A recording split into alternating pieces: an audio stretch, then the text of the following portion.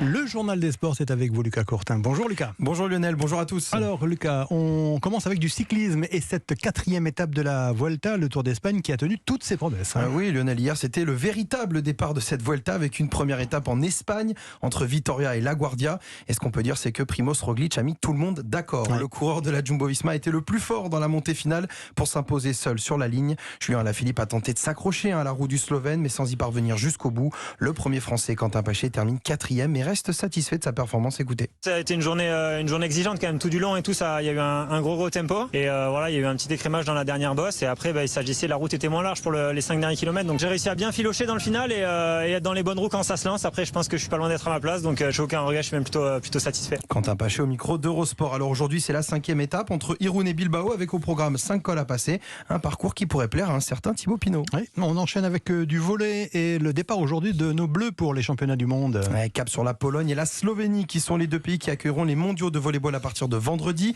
Grande favorite, la France est attendue au tournant après la victoire écrasante en Ligue des Nations en juillet dernier.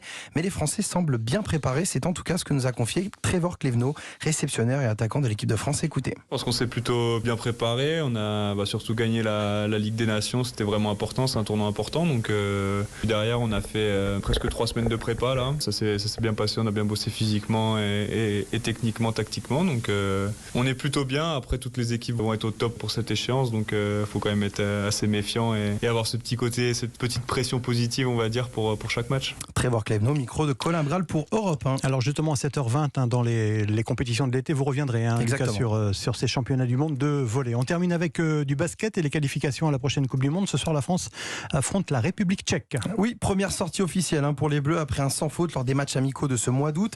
L'équipe de France a réalisé le 4/4 pendant sa préparation avec des victoires contre les Pays-Bas, l'Italie et la Belgique.